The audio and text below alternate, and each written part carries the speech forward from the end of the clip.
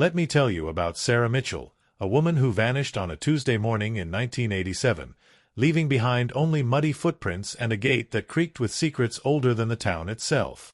Pull your chair closer, friend. This story will shake something loose inside you. Something about trust, about the strangers we think we know, and the gates we should never open. Listen carefully now, because I need you to understand how ordinary that morning felt. September 15, 1987, in Millbrook, Indiana. A town so small it barely registered on most maps, where everyone knew everyone's business, or so they thought. Sarah Mitchell was hanging laundry on the line behind her farmhouse, the same ritual she'd performed every Tuesday for 12 years of marriage. The morning air carried the scent of dying leaves and wood smoke from the Hendersons' chimney down the road. Her husband Tom had left for the grain elevator before dawn, same as always. Their daughter Emma was at school, probably daydreaming through algebra class. The stranger appeared like morning mist. You don't notice it gathering until it's already there, surrounding you. He was walking along County Road 47, a tall man in a worn brown jacket, carrying nothing but a small canvas bag. His hair was the color of wheat ready for harvest, and when he smiled at Sarah over the fence, his eyes held the kind of sadness that made you want to invite him in for coffee. "Beautiful morning," he said, stopping by her gate. The hinges had been broken for months. Tom kept promising to fix them, but harvest season always took priority. Sarah paused with a bedsheet half pinned to the line. Something about this man felt familiar, though she was certain they'd never met. In Millbrook, strangers were as rare as snow in July. "It is," she replied, studying his face. There were lines around his eyes that spoke of hard living, and his hands. She noticed his hands were clean but scarred, like a man who'd worked with tools but taken care with himself. "I'm looking for the old Whitmore place," he said, adjusting the strap of his bag. "Heard it might be for sale." The Whitmore farm had been abandoned for 15 years, ever since old Henrik Whitmore died and his children moved to Chicago. The house stood empty, windows boarded up, surrounded by fields that had gone wild with thistle and volunteer corn. "It's about 3 miles north," Sarah said, pointing past the broken gate. "But I don't think it's for sale. The family just left it." The stranger nodded slowly, as if he already knew this. "Sometimes the best things are the ones nobody thinks they want," he said. That's when Sarah noticed the photograph in his hand, a small, faded picture that he held carefully, like something precious that might crumble at too rough a touch. She couldn't see what the image showed, but the way he held it made her heart skip. "I knew Henrik Whitmore," the stranger said quietly. "A long time ago." Sarah felt something shift in the air between them, like the pressure change before a storm. "Henrik died in 72, she said. "I know." The stranger's voice carried a weight that made Sarah's chest tighten. "I should have come back sooner." The broken gate chose that moment to creak in the wind, its twisted metal singing a low, mournful note. Sarah had heard that sound 1,000 times, but today it felt different, like a warning or maybe a welcome. "Would you like some coffee?" The words left her mouth before she'd made the decision to speak them. In Millbrook, you didn't let strangers wander hungry down country roads, no matter what your instincts whispered. The man's smile was grateful and sad in equal measure. "That's very kind, Mrs. Mitchell." "Sarah Mitchell." "Thank you, Sarah. I'm Daniel." He didn't offer a last name, and somehow Sarah didn't feel right asking for one. As she led him through the broken gate and up the path to her kitchen, Sarah felt a strange lightness in her chest, as if she were floating just slightly above the ground. The morning sun seemed brighter, the air sweeter. She told herself it was just the pleasure of having someone new to talk to, someone who didn't know all her stories already.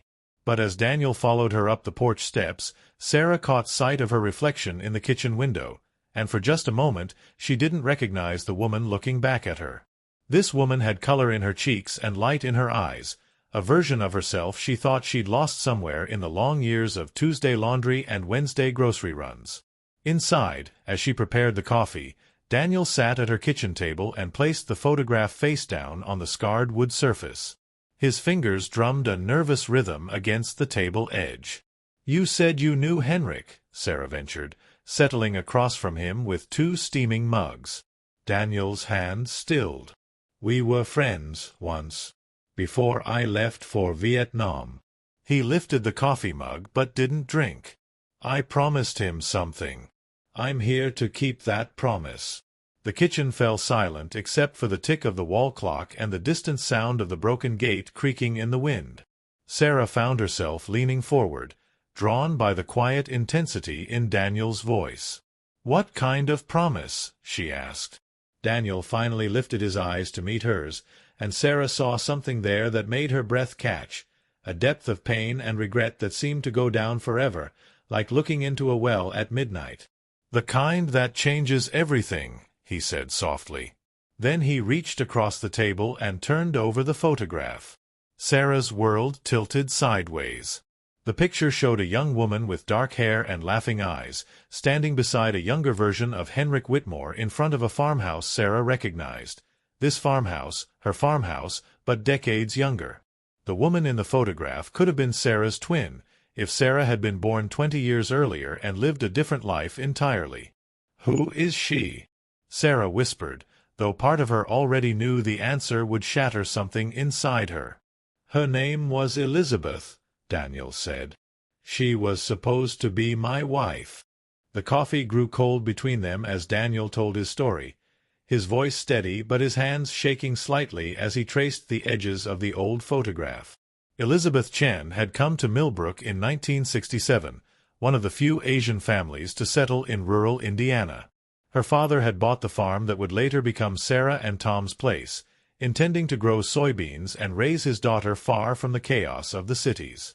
Elizabeth was 19, beautiful in the way that makes poets write terrible verses, with a laugh that could make the loneliest man feel like he'd found home. Daniel had been 21 then, working summers for Henrik Whitmore before his number came up for the draft. He and Elizabeth met at a church social, and by the end of that first evening, Daniel knew he'd found the person he wanted to spend forever with. "She had this way of seeing things," Daniel said, his finger tracing the edge of Elizabeth's face in the photograph. "Made the whole world seem bigger and smaller at the same time, if that makes sense." Sarah found herself nodding, though she couldn't say why. Something in Daniel's description resonated in a place she didn't know existed inside her. "We were going to be married in the spring of '68, Daniel continued. "I'd gotten the deferment for farming, but the war was escalating, and I knew it was only a matter of time. Elizabeth said she'd wait. Said she'd wait forever if she had to." The broken gate creaked again outside, and Sarah shivered despite the warm kitchen. "What happened?" Daniel's face darkened like clouds gathering before a thunderstorm. "Henrik happened." He explained how Henrik Whitmore had been like a father to him, had taken Daniel under his wing when Daniel's own father died in a threshing accident. Henrik had promised to look after Elizabeth while Daniel was overseas, had sworn on his mother's grave that he'd keep her safe. "I shipped out in March of '68, Daniel said, 2 weeks before our wedding date. Elizabeth wore my ring on a chain around her neck. She promised to write every day." The letters had come regularly at first. Long, loving letters full of details about life in Millbrook, about the changing seasons and the neighbors and the small triumphs of everyday life. Elizabeth wrote about planting a garden behind her father's house, about learning to drive his old pickup truck, about the foal that had been born at the Hendersons' place down the road. But by the summer of '68, the letters began to change. They came less frequently, and when they did arrive, they felt different. Shorter, more distant, full of things unsaid. "The last letter came in October," Daniel said, pulling a folded envelope from his jacket pocket. The paper was yellow with age, worn soft from handling. "She said she was sorry. Said she couldn't wait any more. Said she'd found someone else." Sarah felt her chest tighten as she watched Daniel's hands shake while unfolding the letter. The handwriting was careful, feminine, but the words were like ice water. "My dearest Daniel," he read aloud. "I know this will hurt you, and I'm sorry. But I can't live my life waiting for someone who might never come home. I've found someone who can give me the life I need, the security I need. Henrik has been so kind to me, so understanding. We're going to be married next month. Please forgive me, and please don't come looking for me. I need you to let me go. All my love, Elizabeth." The silence that followed was so complete that Sarah could hear her own heartbeat. Outside, the broken gate sang its rusty song. "But you did come looking," Sarah said quietly. Daniel nodded. "Not right away. I was angry, hurt. Felt like she'd torn my heart out and fed it to the dogs. But after I got discharged in '70, after I'd had time to think." He folded the letter carefully, like handling butterfly wings. Something didn't feel right about that letter. It sounded like Elizabeth, but it didn't sound like her, if you know what I mean. Sarah found herself leaning forward, caught up in the story despite herself. "What do you mean?" Elizabeth never called Henrik by his first name. She was raised too proper for that. Always called him Mr. Whitmore, even after we'd been courting for months. But in the letter, she calls him Henrik. It was such a small detail, but Sarah could see how it would gnaw at a man. Like a splinter under the skin, barely noticeable until you tried to ignore it. "So I came back to Millbrook in the spring of '71, Daniel continued. "Just showed up at the old Whitmore place one morning, ready to congratulate the happy couple and put the whole thing to rest. But the farmhouse had been empty. Windows dark, no smoke from the chimney, no signs of life anywhere. The neighbors told Daniel that Henrik had left town suddenly the previous winter, said something about opportunities out west. No one knew where he'd gone, and no one had seen Elizabeth in months. That's when I started asking questions," Daniel said, and Sarah heard something dangerous creep into his voice. Real questions. Uncomfortable questions. What Daniel discovered made his blood run cold. Elizabeth's father had died of a heart attack in November of '68, just a month after her last letter. The farm had been sold to pay debts, and according to the county records, Elizabeth had simply vanished. No forwarding address, no marriage certificate, nothing. "I went to the sheriff," Daniel said. But Sheriff Morrison just shrugged and said sometimes young people run off to find themselves. Said it wasn't uncommon for girls to get spooked after losing a parent. But Daniel couldn't let it go. He spent months tracing every lead, talking to everyone who might have known something. The picture that emerged made him sick to his stomach. Henrik Whitmore had been courting Elizabeth even while Daniel was overseas. The neighbors had seen them together, seen Henrik's truck parked outside her father's house at odd hours. When Elizabeth's father died, Henrik had been the one to help with the funeral arrangements, the one to comfort the grieving daughter. Mrs. Patterson, she lived next door to Elizabeth's family then, she told me something that haunts me still, Daniel said, his voice barely above a whisper. She said the last time she saw Elizabeth, the girl looked scared. Said Elizabeth came to her door one night in November, asked if she could use the telephone. Mrs. Patterson was getting ready for bed, told Elizabeth to come back in the morning. She never saw her again. Sarah felt ice forming in her stomach. "You think Henrik?" "I think Henrik wrote that last letter," Daniel said firmly. "I think he did something to Elizabeth, and then he covered it up." The kitchen seemed to grow darker as Daniel spoke, as if the morning sun had retreated behind clouds. Sarah found herself gripping her coffee mug so tightly her knuckles went white. "But you couldn't prove it," she said. Daniel shook his head. Henrik was respected in the community. Had money, influence. I was just some kid back from Vietnam with wild accusations. Sheriff Morrison made it clear I wasn't welcome in town if I kept stirring up trouble. So Daniel had left again, but he'd never stopped looking. Over the years, he'd hired private investigators, followed leads that went nowhere, searched for any trace of the woman he'd loved. The photograph on Sarah's kitchen table had been his constant companion, the only piece of Elizabeth he had left. "And now you're back," Sarah said. "Now I'm back," Daniel agreed. "Because last month I got a call from a lawyer in Chicago. Henrik Whitmore died in a nursing home there, and apparently he'd left instructions for something to be sent to me after his death." Daniel reached into his jacket again and pulled out a small brass key, old and tarnished. This came with a note. Just an address, the old Whitmore farm, and a single word, cellar. Sarah's breath caught in her throat. The broken gate outside gave another long, mournful creak, and suddenly she understood why that sound had always made her uneasy. It wasn't just the twisted metal singing in the wind. It was a warning. It had always been a warning. The walk to the abandoned Whitmore farm felt like walking through a dream, or maybe a nightmare. Sarah couldn't explain why she'd agreed to come with Daniel, couldn't rationalize the compulsion that had driven her to leave her Tuesday laundry hanging half-finished on the line and follow this stranger down County Road 47. But as they walked, the broken gate's creaking song seemed to follow them, carried on the wind like a melody that wouldn't leave her head. The Whitmore farmhouse stood like a skeleton against the autumn sky, its boarded windows like dead eyes staring out over fields gone wild with neglect.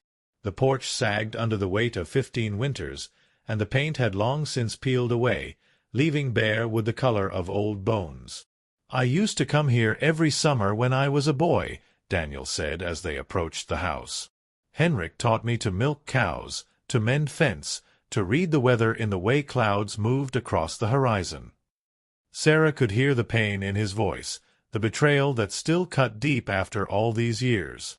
She found herself reaching out to touch his arm, a gesture of comfort that surprised them both. "Maybe we should call the sheriff," she said. "If there's really something in that cellar." Daniel shook his head. "Sheriff Morrison retired 5 years ago, but his deputy is his nephew. The Morrison family always protected Henrik. They're not going to help us now." They walked around to the back of the house, where a set of stone steps led down to the cellar doors. The wood was rotted and swollen with moisture, but the old brass lock still held firm. Daniel pulled out the key Henrik had sent him, and Sarah noticed his hands were steady now, as if proximity to answers had calmed his nerves. The lock turned with a click that seemed too loud in the quiet afternoon. The cellar doors opened with a groan that raised the hair on Sarah's arms. The darkness below was absolute, thick as black water. Daniel pulled a flashlight from his bag, and the beam cut through the darkness like a knife. "Stay close," he said, and Sarah realized she was going to follow him down those steps despite every instinct screaming at her to run. The cellar smelled of damp earth and something else, something sweet and cloying that made Sarah's stomach turn. The flashlight beam played across stone walls and rotting wooden shelves, illuminating jars of preserves that had long since gone bad and farm tools rusted beyond use. But in the far corner, behind a stack of moldering grain sacks, Daniel's light found something that made them both freeze. A metal box, about the size of a small suitcase, sitting on a wooden crate as if waiting for them. Daniel's breathing was shallow as he moved the grain sacks aside and lifted the box. It was heavier than it looked, and when he set it on the stone floor and knelt beside it, Sarah could see his hands shaking again. The box wasn't locked. The lid opened with a soft creak. Inside, wrapped in oiled cloth, were things that told a story neither of them wanted to read. Elizabeth's engagement ring, the one Daniel had given her before shipping out to Vietnam. A strand of dark hair tied with a blue ribbon. A small diary with a lock that had been broken. And underneath it all, newspaper clippings from the Millbrook Gazette, dated November 1968. The headlines made Sarah's blood turn to ice. "Local girl missing after father's death," and "Search continues for Elizabeth Chen," and finally, weeks later, "Missing girl presumed to have left town." Daniel lifted the diary with trembling fingers and opened it to the last entry, dated November 15, 1968.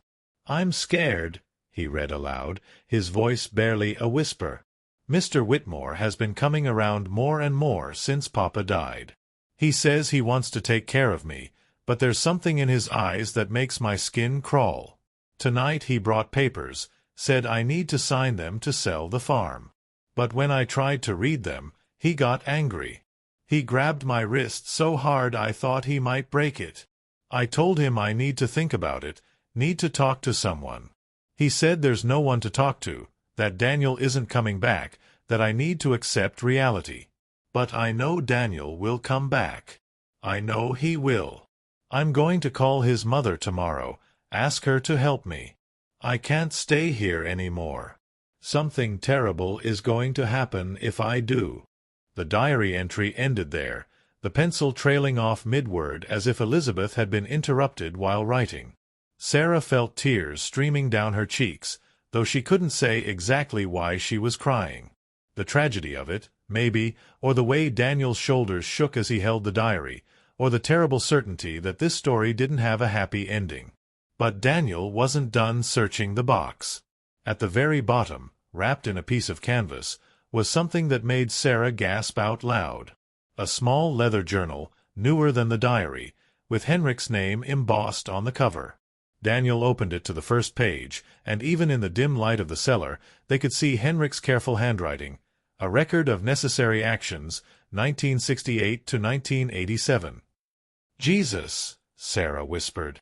The journal was Henrik's confession, written in the meticulous detail of a man who'd convinced himself he was justified in everything he'd done. It told the story of his growing obsession with Elizabeth, his rage when he realized she would never love him the way she loved Daniel, and finally, the terrible night when everything went wrong. Elizabeth had tried to leave. She'd packed a bag and was walking to the bus stop in town when Henrik caught up with her in his truck. He'd pleaded with her, then threatened her, then he'd lost control entirely. "I never meant for it to happen," Henrik had written. But she wouldn't listen to reason. She kept saying Daniel's name, kept saying she had to wait for Daniel. I just wanted her to stop saying his name.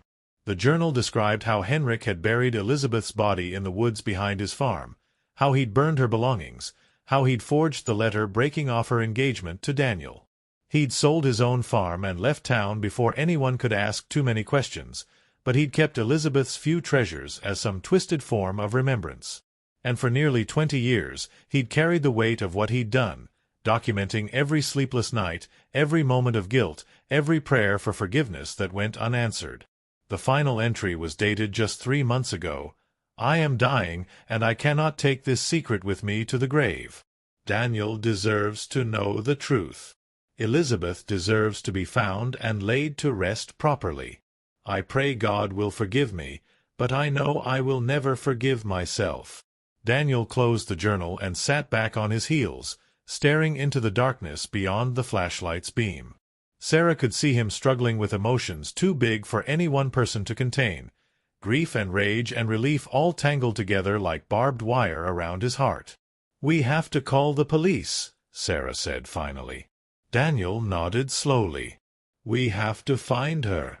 According to Henrik's journal, Elizabeth was buried beneath a large oak tree about half a mile into the woods behind the farmhouse. The tree had been struck by lightning years ago and split down the middle, but it was still standing, still marking the spot where Henrik had tried to hide his sin. As they climbed out of the cellar and into the afternoon sunlight, Sarah felt like she was emerging from more than just a dark basement. Something had shifted inside her, some fundamental understanding of the world and her place in it.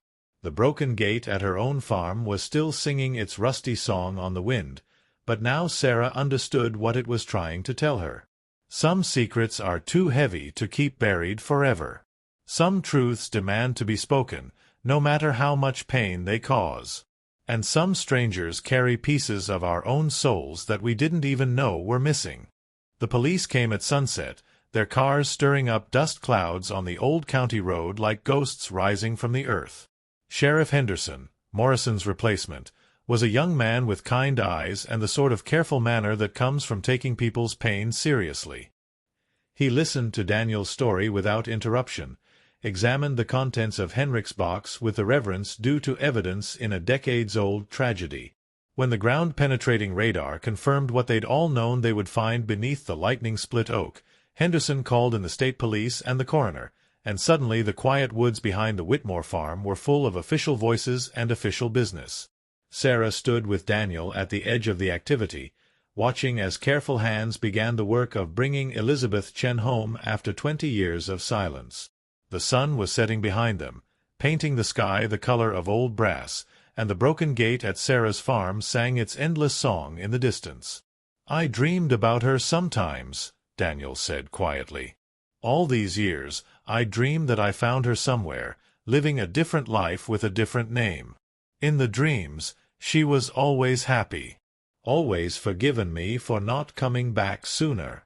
Sarah felt something tight and painful in her chest as she watched this man she'd known for less than a day carry the weight of 2 decades worth of what-ifs and should-have-beens. Without thinking, she reached for his hand, and when his fingers closed around hers, she felt a connection that defied explanation. "She knows you tried," Sarah said. "She knows you never stopped looking." The coroner worked through the evening by the light of portable floodlights, treating Elizabeth's remains with the dignity she'd been denied in death. They found fragments of the blue dress she'd been wearing, the same dress she wore in the photograph Daniel carried. They found the necklace she'd worn with his ring, now tarnished but still whole. It was nearly midnight when they loaded Elizabeth into the coroner's van for the drive to the state crime lab. Daniel and Sarah stood in the sudden darkness as the official cars disappeared down the county road, leaving them alone with the night sounds and the weight of what they'd accomplished. "What happens now?" Sarah asked. Daniel was quiet for a long moment, staring at the spot where Elizabeth had been found. "Now she gets a proper burial. Now her story gets told. Now—" He paused, seeming to struggle with something. "Now I figure out what comes next." They walked back toward Sarah's farm in comfortable silence, the broken gate song growing louder as they approached. When they reached her driveway, Daniel stopped and turned to face her. "I want to thank you," he said, "for believing me, for coming with me today. I don't think I could have faced it alone." Sarah found herself looking into his eyes and seeing something there that made her heart skip, not the deep well of pain that had been there that morning, but something lighter. Not healing, not yet, but the possibility of healing. "Where will you go now?" she asked. Daniel shrugged. "I've been drifting for 20 years, looking for answers. Now that I have them—" He gestured at the broken gate, still creaking in the wind. "Maybe it's time to stop drifting. Maybe it's time to build something instead of just searching for what was lost." Sarah felt a flutter of something she hadn't experienced in years. Hope mixed with fear, the dangerous combination that comes when life offers you a second chance you didn't know you wanted. "Tom and we've been drifting too," she heard herself say. "Different kind of drifting, but drifting all the same. Going through the motions, hanging the same laundry on the same line every Tuesday, pretending that's enough." Daniel stepped closer, close enough that Sarah could smell the lingering scent of autumn leaves in his hair. "What if it doesn't have to be enough anymore?" The question hung in the air between them like morning mist, full of possibility and fraught with danger. Sarah thought about her quiet life, her predictable days, the comfortable numbness she'd wrapped around herself like a blanket. Then she thought about the way Daniel had looked at Elizabeth's photograph, the way he'd spent 20 years refusing to give up on someone he loved. When was the last time anyone had looked at her that way? When was the last time she'd felt worthy of being looked at that way? "I have a husband," she said softly. "I know," Daniel replied. "And I have a promise to keep to a woman who's been waiting 20 years for justice. But after that—" He reached out to touch the broken gate, making it sing one more note. "After that, maybe we could see about fixing some of the broken things around here." Sarah felt tears starting in her eyes, but they weren't tears of sadness anymore. They were tears of recognition, the kind that come when you suddenly understand something about yourself that you'd been too afraid to acknowledge. "The gate's been broken for months," she said. "Tom keeps saying he'll fix it, but harvest season, you know." Daniel smiled, and Sarah saw that the sadness was still there, but it was different now. Not the destroying kind of sadness, but the kind that makes you appreciate joy when you find it again. "I'm good with my hands," he said. "And I've got time." 3 weeks later, Sheriff Henderson called to tell them that Henrik Whitmore's confession had been corroborated by the evidence they'd found. Elizabeth Chen would finally be laid to rest in Millbrook Cemetery, with a headstone that bore her real name and the dates of her too short life. Daniel stayed for the funeral, and then for the investigation, and then because Sarah asked him to help fix the fence in the back pasture. Tom raised an eyebrow but didn't object. He'd been working longer hours at the grain elevator anyway, and if Sarah wanted help with the farm work, that was fine by him. Emma came home from school one afternoon to find Daniel teaching her mother how to replace the broken gate hinges, both of them laughing at some shared joke while their hands worked together on the stubborn metal. Emma had never seen her mother laugh like that, not the polite laughter of church socials or grocery store small talk, but the real thing, bright and unguarded. "Mom," Emma said that night as Sarah tucked her into bed, "are you happy?" The question caught Sarah off guard. She started to give the automatic response, "Of course, honey, why wouldn't I be?" But something in her daughter's serious 12-year-old face made her pause and consider the truth. Was she happy? For the first time in years, the answer was complicated. She was terrified. She was guilty. She was confused and exhilarated and more alive than she'd felt since she was 17 years old. She was standing at the edge of a cliff, looking down at a drop that might destroy everything she'd built or might teach her how to fly. But happy. Yes. Terrifyingly, dangerously, impossibly happy. "I think I'm learning how to be," Sarah told her daughter. The new gate didn't creak at all when the wind blew through it. It opened and closed smoothly, silently, like gates were supposed to do. But sometimes, late at night when she couldn't sleep, Sarah found herself missing the sound of the broken one, that rusty song that had tried so hard to tell her secrets she hadn't been ready to hear. Daniel stayed through the winter, helping with repairs and improvements that Tom had been promising to make for years. He was careful to maintain propriety, sleeping in the barn loft and taking his meals in town, but his presence changed everything about the rhythm of Sarah's days. He was there when the morning sun painted frost on the kitchen windows. He was there when evening fell and the work was done. He was there in the spaces between words, in the glances that lasted a heartbeat too long, in the accidental touches that felt like small lightning strikes. And Sarah began to understand that some strangers aren't strangers at all. They're pieces of ourselves that got lost somewhere along the way, walking back to us down dusty country roads when we need them most. Spring came early that year, and with it, decisions that could no longer be postponed. 25 years later, Sarah Mitchell Harper sits on the porch of the old Whitmore farmhouse, watching her granddaughter chase fireflies in the gathering dusk. The house has been restored, brought back to life with love and patience and the kind of stubborn determination that runs in her family. The cemetery in town has a new headstone now, white marble with Elizabeth Chen's name carved deep and true. Fresh flowers appear there every week, sometimes from Daniel, sometimes from Sarah, sometimes from strangers who heard the story and felt moved to honor a life cut too short. Daniel built a workshop in the barn where Henrik used to store his secrets. He makes furniture now, beautiful, solid pieces that will last for generations. His hands, once scarred from war and wandering, have found their purpose in creating things that bring comfort and beauty into the world. The broken gate still hangs in Sarah's garden, but now it's an art piece, twisted metal transformed into something beautiful. Children who visit often ask about it, and Sarah tells them it's a reminder that sometimes the most important messages come from the things that seem broken beyond repair. But the Rayall Gate, the one that leads to the path between past and future, between fear and courage, between the life you're living and the life you're meant to live, that gate stays open now, ready for whatever stranger might come walking down the road with secrets that need telling and hearts that need healing. Tell me, friend, have you ever heard a broken gate singing in the wind? Have you ever felt that tug in your chest when a stranger's eyes hold depths you recognize from your own dreams? The world is full of Daniel Harpers walking dusty roads, carrying photographs of the people they've lost and promises they've waited decades to keep. And maybe, just maybe, one of them is walking toward your gate right now, ready to whisper the secret that will change everything. The question is, will you be brave enough to invite them in for coffee? Will you be ready to learn what your own broken places have been trying to tell you all along?